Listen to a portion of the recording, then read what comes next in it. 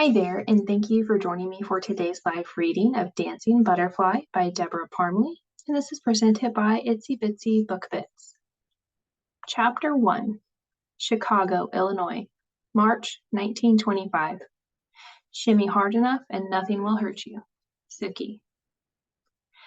The band skipped a beat the moment Al Capone walked into the green mill, flanked on the right and left by two large men in suits, with winter overcoats folded over their arms, and wearing fedoras. He moved toward his favorite seat in the booth across from the side door on Lawrence Street, at the end of the bar, where he could see both doors and everyone entering and leaving. The band leader immediately set the band to playing Rhapsody in Blue, Al's favorite song. At that moment, the girls behind the curtain knew without looking that Al Capone was in the house. Suki bit her lip as she surveyed the crowded, smoky room. He's here again tonight, walking in with Al, one of Al's men. The handsome, hard-boiled man with the dark hair and intense brown eyes who'd been watching her every week for the past month, making her wonder if she was one of his fantasies, was back. She was used to being a men's fantasy. It came with being a dancer, but it didn't mean they knew her. It didn't mean they saw beyond the showgirl on the stage. Suki swallowed and touched her dangling right earring, a nervous habit which brought her luck each time she danced. A parting gift from her latest uncle on her 16th birthday, the silver and diamond earrings had become her good luck charms up to and until the time she'd moved out of her mother's house. Tired of the revolving door of uncles, she'd wanted to get away from them and to get out on with her own. She'd changed her luck back then by working hard, being at the right place at the right time, and meeting the right people. Maybe her luck would be even better tonight, and the handsome man who'd walked in with Al would ask her to buy her a drink. The handsome man liked watching her. She knew that much. Low lighting and lowered voices filled the room where men in dark suits leaned toward each other, making private deals. With Al in the house, the energy of the room held a serious and high-spirited tone. Gregarious and generous, Al lit up the room if he was in a good mood, as he was tonight. He waved to the bartender, who nodded back to him, and both of his men. Frank, Joe. Hey, Tony, the man on Al's right side replied as he peeled away from Al. He took a seat at the end of the bar nearest the front door. He wasn't the one Suki liked. She didn't know if he was Joe or Frank, but she wasn't interested in him. The man had chosen his seat to help keep an eye on the front door, but the busty redhead who brought him a drink right away also might have had something to do with where he sat. The energy changed as if the notes of Rhapsody in Blue spread into every corner of the building, bringing everything alive. The song washed over Suki, and she closed her eyes. Got to have your game on to work here, but it's safer than out there, once you know the players and what to expect from them. Tips will flow tonight, now that Al's here. Good. More than good. This is a lifesaver. She was out of scratch, and her half of the rent was due in 3 days. Her thoughts turned from the blue of the song to green. Green, green, green. Green spinach, lettuce, scratch, cash. Oh, that good green scratch. I just need enough to make rent. Jack McGurn's laugh made her eyes fly open. It didn't do to close them when he was near. Making rent was just one of her worries. With a fine-tuned sense of listening developed from her childhood, she listened to the tones and nuances of Mr. McGurn's voice. Then she released a deep breath. Jack McGurn, part owner of the Green Mill and one of Al's men, would be in a good mood tonight as long as no one screwed up. Annie leaned close to whisper into Suki's ear, startling her. His name is Frank. Who? Suki pretended she didn't know who Annie was talking about. Annie rolled her eyes. That guy you're watching, the one who's been watching you. There was no point denying it. Thanks, Annie. No problem, doll. Annie moved away to fuss with a shiny silver sequined hairpiece atop her bobbed red hair. Now that Al's song had ended, Suki's dance music began to play. She moved onto the stage, gliding into her first position, which always brought cheers from the crowd. Suki was one of their new favorite hoofers. The dance move was just innocent enough and cheeky enough to make a man smile back at her as her white, beaded chemise dress caught the light. Tonight, her dance costume and role was of an innocent, a good girl role she'd play briefly because Emily was still out sick. The word was Emily might have left town after Mr. McGurn had grown angry with her boyfriend and, by association, her. Emily's boyfriend, the jazz singer Boots Malloy, hadn't been seen in a few days either. He'd taken a new job at a rival club, and Jack McGurn didn't tolerate betrayals. Whatever had happened, Suki was staying out of it, not asking questions. She'd spent as little time at the club as possible the past 2 weeks to avoid Mr. McGurn and his foul mood, though she couldn't help wondering about Emily. Wonder what she got herself into. Something, because something's off about her disappearing. Emily isn't as innocent as she appears, but everyone always wants to help sweet, innocent Emily. Even Mr. McGurn, lately. That could have turned out bad for her. He could be ruthless. Hope she's okay. Emily had the sweet, round face of a cherub with curly blonde hair. Mr. McGurn needed a blonde, a redhead, and a dark-haired girl in that order for the club's dancers. A dancer to fit every man's fantasy. Though McGurn employed more than just 3 dancers. Suki, Emily's complete opposite with dark hair, pale skin, and blue eyes, was far from innocent. She'd seen and experienced the rough side of life at a young age, but she could play at being an innocent for the show. Her experiences had taught her to keep away from men like Mr. McGurn, had taught her ways to stay safe and not to depend on a man the way her mother had. Suki was an independent dancer with her own apartment and a roommate. She always paid her own way. Her thoughts turned to McGurn and how his mood had changed lately. Now, Emily isn't here to attract him. If he'd wanted Emily and did something to Boots and then Emily had said no, anything could have happened. None of the dancers are talking about it. I'd best not ask.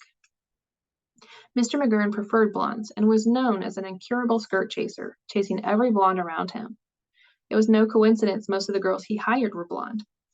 Normally, he paid little attention to Suki, and yet when she'd come into work tonight, he'd said, "Don't make plans tonight, doll. Stick around. You're joining me for drinks after the show."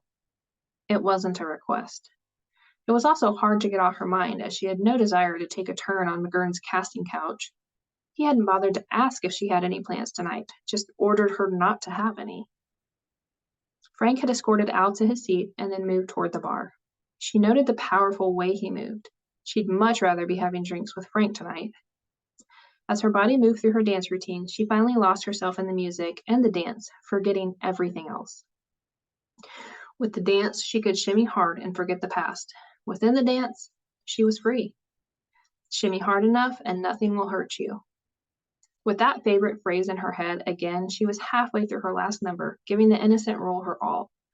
Just at the point where she moved from a cheeky look out over her shoulder to the audience as her body faced away from them, and then led into a spin to face toward them again, her left earring flew off onto the dance floor. Breaking a performance rule, she glanced down. Oh no, my lucky earring.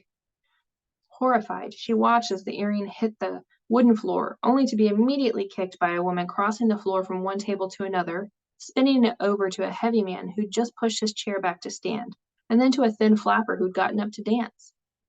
For a terrifying few seconds, she thought the heavy man might step on the earring and smash it completely, but then the flapper who'd gotten up to dance kicked it again and it skidded to a stop. Right at Frank's feet, as he stood near the end of the bar, closest to the stage. He bent down and picked it up, palming it in his hand. Breathing in relief that the earring hadn't been lost or damaged, Suki moved through the rest of her dance routine, knowing she could collect it from him after her set when the next hoofer came on. Frank had been watching the showgirl named Suki for weeks. With her pale skin and dark hair, the dish was a study in contrasts, her blue eyes always alert and lively. Her short, straight hair flipped and swung when she turned her head a certain way, and she knew it. The cut emphasized the pale skin of her jaw and her slender neck. She had hoofer's legs, toned from dancing, and pale skin. The fringe on her short white dress swung with her movements, showing them off. Trim, delicate ankles and slim feet moved rapidly as she danced in white beaded heels. She looked at him directly, caught him watching her, and held his gaze. That was one of the things he liked about her. Suki had spunk, and she didn't take any guff from any of the men in the club either. Though she knew when to be quiet, she was no pushover. He liked a woman with spunk. Fire in the eyes meant fire in the bedroom.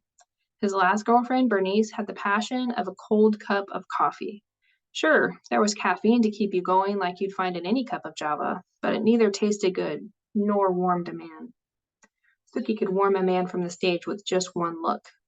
Those eyes, blue and come stroke me eyes. He was more than drawn to her, even as he sized up the room tonight, doing his job. Everything was as it should be, so he could watch her now. When her earring flew off and skidded across the floor to eventually stop at his feet, he bent to pick it up with satisfaction. The earring was important to her. He'd seen that while watching her expressions change as the earring had been passed around the floor like a hockey puck. He'd seen how relieved she was that it was safe. Holding the delicate jewelry in his palm, he watched her dance. Good. She'd be coming from the earring now palmed in his hand. He'd positioned himself at the end of the bar where he could see the entrance, as watching the entrances and exits were part of his job.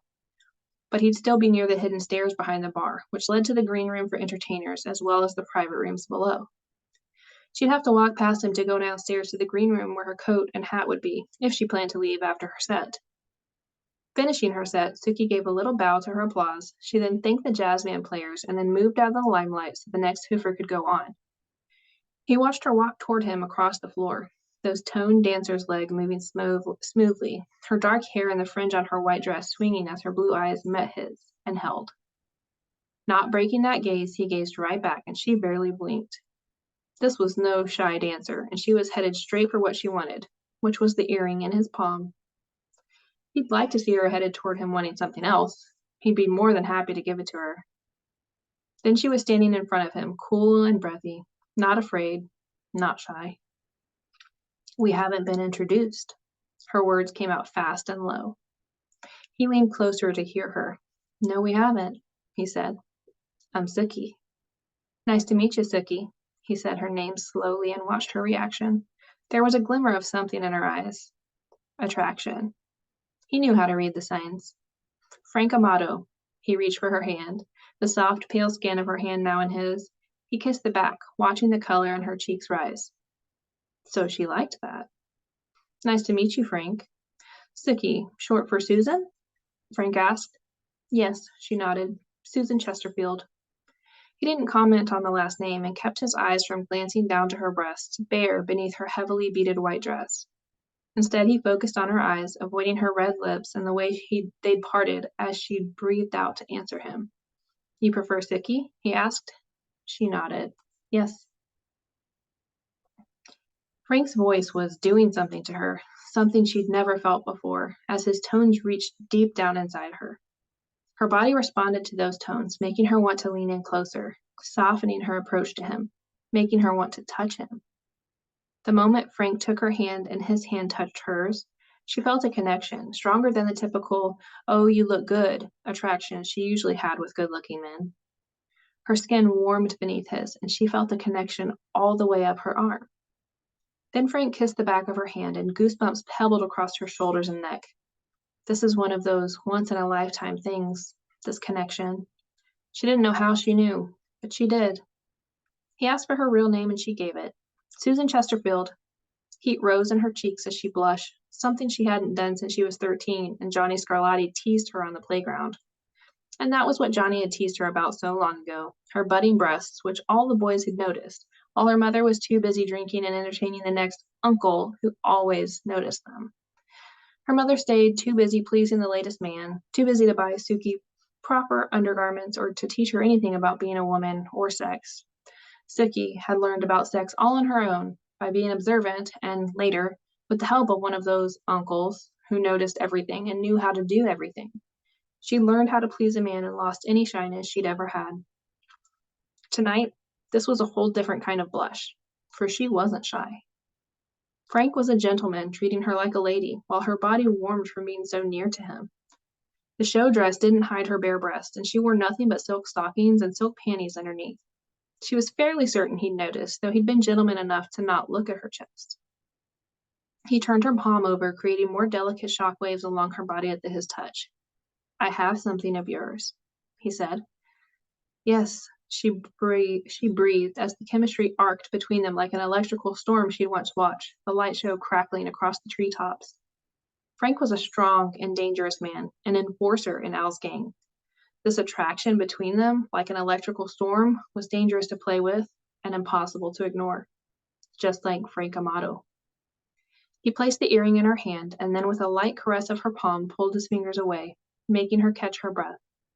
She glanced down at the earring. Thank you. You're welcome, He closed her fingers back around the earring and then released her hand again.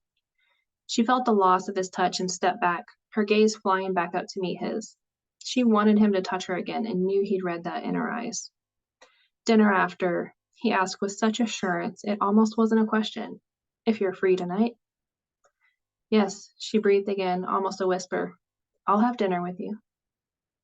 Suddenly, he turned his gaze away from her with a frown as his full attention focused on something near the front door. She glanced there too, wondering what was important enough to break the intimate connection forming between them. His right hand moved swiftly toward his heart beneath his jacket, at the same time as his left hand wrapped firm around her left arm, moving her behind him. He stepped forward in front of her to shoot. Go, he said, get downstairs. Crouching behind him, she moved behind the bar where Tony, the bartender, had crouched down, holding the door in the floor behind the bar open for everyone to escape. Come on, hurry, Tony said.